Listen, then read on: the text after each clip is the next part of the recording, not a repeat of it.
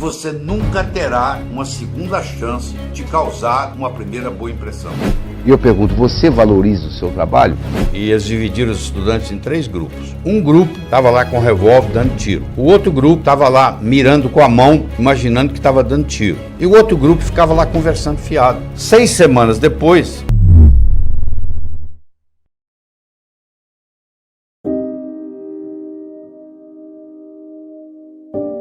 o Einstein dizia que numa briga entre imaginação e conhecimento, a imaginação sempre ganha. Então, o que é imaginar? É visualizar. Então, é o chamado crer para ver. São Tomé dizia, eu preciso ver para crer. Eu acho que São Tomé estava enganado, desculpe. Porque, na realidade, você tem que crer para ver. Se o John Kennedy não acreditasse que, numa década, ele poderia colocar o homem na Lua, o homem não teria pisado na Lua. Se você for esperar alguém pisar na Lua, para você acreditar que é possível pisar na Lua, não vai ser você que vai chegar lá. Então, se você está esperando acontecer, é outra pessoa que vai realizar. Então, você tem que passar a crer para ver. Você inverte o processo de São Tomé. São Tomé é ver para quê, você é crer para ver. Então, quando eu me mudei para os Estados Unidos, a minha crença era de que em pelo menos 2 anos eu ia começar a dar aula para americanos de cardiologia. 8 meses que eu estava lá, eu fiz a minha primeira apresentação em Washington, D.C., no Distrito de Colômbia, para mais de 400 cardiologistas. Entendeu? E eu acreditava naquilo, eu estava trabalhando para aquilo. E não levaram 2 anos. Em 8 meses eu estava fazendo isso. Agora, se eu falasse assim, eu não acredito que isso vai acontecer, isso nunca teria acontecido. Você entendeu? Então, essa história de crer para ver parece um jogo de palavras, mas não é não. Você que está investindo, o que você está segurando? Você fala, não acredito, isso é impossível. Impossível alguma coisa que ninguém faz, até que alguém faça. Entendeu? Se fosse assim, todos os recordes foram batidos. A princípio seriam impossíveis, né? E aí vem alguém e bate o recorde, né? E aí vem outro e bate aquele recorde, porque acredita que vai acontecer. Eu vou ter o futuro não como uma expectativa, mas como uma possibilidade. O que quer dizer isso? Se eu tenho um futuro como uma expectativa e isso não acontece, eu fico frustrado. Se eu tenho o futuro como uma possibilidade e isso não acontece, foi apenas uma possibilidade, que não deu certo. Vamos ver da próxima. Isso é muito importante, como que você vai estabelecer suas metas. Você vai estabelecer suas metas, eu não estou garantindo que você vai atingir os objetivos 100%. Mas eu vou lhe dizer, se você não atingir, a sua atitude tem que ser como uma possibilidade e não como uma expectativa. Porque se eu coloco como uma expectativa e não acontece, eu fico frustrado. Se você está querendo parar de fumar, voltou, levanta, para de fumar de novo. Entendeu? Se você não deu certo. Não deu certo. O Thomas Edison fez 10 mil vezes para descobrir a lâmpada incandescente. Ele testou 10 mil vezes material diferente, até que ele descobriu um. Né? Então, levanta. Aquele indivíduo que fala assim, eu não preciso mais de dinheiro. O trabalho é para ajudar o próximo. Passa a ganhar para os outros. Porque se o seu vizinho está com problema, o problema é seu também, não é do vizinho. Né? Você vai, na sociedade que nós vivemos, principalmente aqui no Brasil, você tem que fazer a sua parte e a parte dos outros, infelizmente. Você tem que contribuir de uma forma ou de outra, não é só com ideias, mas às vezes mesmo financeiramente. Escolhe instituições de caridade que você acha que vale a pena e faça suas doações, ajudando. Quer dizer, se você já tem dinheiro suficiente, vai canalizar para isso. Convicção traz sucesso. Por quê? Você gosta de futebol? Domingo à tarde está assistindo uma partida, o jogador vai bater um pênalti, ele perde o pênalti. Ou porque o goleiro defendeu, ou que pegou na trave, ou que chutou para fora. Observe, aquele jogador nos próximos 15 minutos ele joga mal. Por que ele joga mal? Porque ele tem que se recuperar da sua autoestima, que foi lá embaixo, porque ele perdeu o pênalti. Um atleta, quando entra em campo, ele tem que ter a parte física, tem que estar bem fisicamente, tem que ter a parte técnica, tem que saber, no caso, jogar futebol, ele tem que ter a parte psicológica. A vida é a mesma coisa. Tem que estar bem fisicamente, senão não vou trabalhar, né? Eu tenho que estar bem tecnicamente, eu tenho que ter a habilidade de fazer aquilo que eu estou fazendo. Se eu não sei pilotar um avião, eu não vou pilotar um avião. Eu tenho que estar bem psicologicamente, eu tenho que estar com a minha autoestima boa. Eu tenho que estar valorizando aquilo que eu faço. Tem um sujeito que reclama assim, o meu patrão não valoriza o meu trabalho. E eu pergunto, você valoriza o seu trabalho? Porque toda valorização começa com uma autovalorização. Então, primeiro você valoriza aquilo que você faz, para depois o mundo valorizar. É igualzinho. Primeiro você gosta de você, para depois o mundo gostar de você. Se você não gosta de você, é que você vai esperar que o mundo goste de você. O mundo vai gostar de você se você mesmo não gosta de si mesmo. Não é um absurdo? Mas esse processo de você desenvolver a sua autoimagem, de você desenvolver a sua autoestima, é fundamental. Não é só na sua vida pessoal, não. É na sua carreira, é em você ser promovido, é em você vender. Um vendedor que tem autoestima baixa, quando ele chega no processo de a transação de venda, ele não se sente confortável, ele não se sente com a confiança necessária para poder fazer acontecer. Porque se eu estou vendendo algo para alguém, eu tenho que passar uma certa confiança.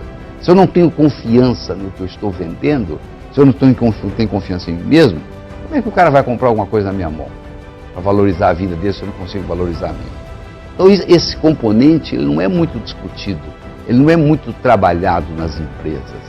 Pensa que simplesmente só o conhecimento é suficiente. Se fosse assim, todo mundo teria mais ou menos o mesmo desempenho, porque vão para as mesmas escolas, estudam com os mesmos professores, e o desempenho, você pega uma sala de 50 alunos, você acompanha aqueles alunos durante a vida, eles tiveram os mesmos professores, mas eles vão ter um desempenho totalmente diferente na vida, porque essa parte da valorização é fundamental. Então você tem que todo dia estar sabendo o seguinte, como é que você faz para você valorizar a contribuição que você está dando? Como é que você se sente valorizado no processo? Se isso não acontecer, nada mais acontece.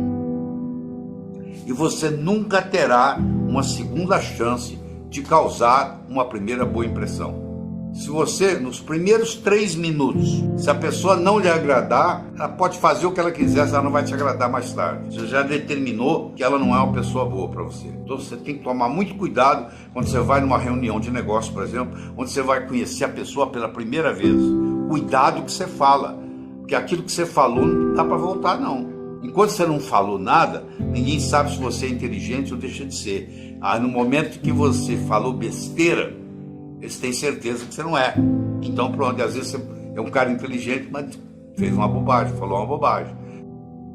Eles fizeram um estudo na Universidade de Yale, no estado de Connecticut, onde eles levaram estudantes para um campo e eles dividiram os estudantes em 3 grupos. Um grupo estava lá com um revólver dando tiro. O outro grupo estava lá mirando com a mão, imaginando que estava dando tiro. E o outro grupo ficava lá conversando fiado, pelo mesmo tempo. 20 minutos por dia, 5 vezes por semana, durante 6 semanas. 6 semanas depois, eles retestaram para ver quanto que eles tinham evoluído. Aqueles que usaram o revólver melhoraram 83%. Aqueles que usaram o dedo melhoraram 82%. E aqueles que ficaram lá conversando não melhoraram nada. Mostrando que o revólver era apenas um instrumento para manter a sua mente fixa. Você não precisaria do revólver, teoricamente. Você precisaria da imaginação. Pôr a imaginação para funcionar. Você entendeu?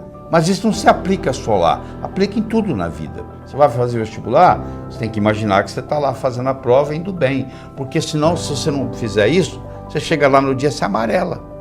Quantas pessoas não passam no vestibular porque deu nervoso na hora? O emocional é muito importante. Você quer ver? Eu vou provar para você isso aqui. Olha, eu vou pegar uma tábua de 40 centímetros de largura, de 12 metros de comprimento. Vou colocar ela num galpão, no chão. E vou pedir você que está aí nos assistindo para caminhar na tábua de uma extremidade para outra. Grandes coisas. A tábua está lá no chão, ela tem 40 centímetros, cabe bem o seu pé, 40 centímetros de largura. Você anda na tábua para lá, para cá, para lá, para cá. Eu vou pegar essa tábua, vou colocar entre 2 postes de 15 metros de altura e vou pedir você para ir de um lado para o outro. É a mesma tábua. tem a mesma largura, 40 centímetros, tem o mesmo comprimento, 12 metros. O que aconteceu agora? Você não andou nela lá no chão? Então, capacidade física para andar na tábua você tem, porque você andou lá no chão. Mas na hora que ela sobe, o que acontece? Entra um componente emocional. Eu vou escorregar, eu vou cair, eu vou machucar. Entra uma conversa dentro da sua cabeça, que nós chamamos de self-talk, e essa conversa, infelizmente, é uma conversa negativa. Ao invés de ser uma conversa assim, ó, é igual estar no chão, pode ir que você vai se dar bem, não sei o quê. Só que não é assim. Ela vem, ó, você vai escorregar, você vai cair, aí você começa a tremer. Conclusão, de cada 10 pessoas, 9 não andam. Você entendeu? Estou te mostrando que não tem nada a ver com a parte física. Estou mostrando que tem a ver com o psicológico. Quando eu começo a trabalhar com a imaginação, com a visualização, eu vou me preparando para andar na tábua quando ela está lá em cima. Porque uma coisa é você fazer prova no cursinho, outra coisa é você ir para o Enem. O Enem, a tábua está lá em cima aquele dia. Então, você pode ter saber no cursinho, você faz a prova, tira 10. Você vai no Enem, você é reprovado, porque lá a tábua subiu. Tem a parte emocional. Mas isso não aplica só lá, isso aplica em qualquer coisa na vida. Então, você saber controlar esse emocional faz toda a diferença. Você não pode ofertar aquilo que você não tem. Se você não tem dinheiro, como é que você vai doar dinheiro para alguém? Se você não tem comunicação, como é que você vai se comunicar com o outro? Você só pode dar aquilo que você tem. Agora eu lhe pergunto, se você não tem amor próprio, como é que você pode gostar dos outros? Se você não gosta nem de você. Não é estranho isso? Então, o número 1 é você. Primeiro você cuida de você. Você viu no avião?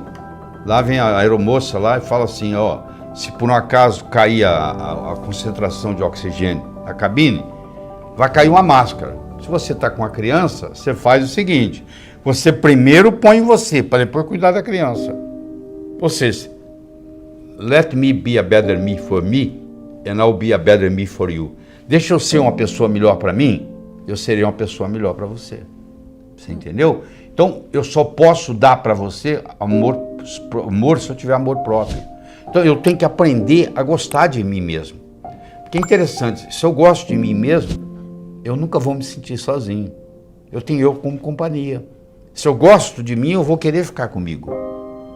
Eu não tenho essa história. Aí a pessoa, mas como é que você não tem solidão? A solidão é você, aquele que não fez amizade com si mesmo. Tem gente que quer fugir, mora sozinho e quer fugir de casa.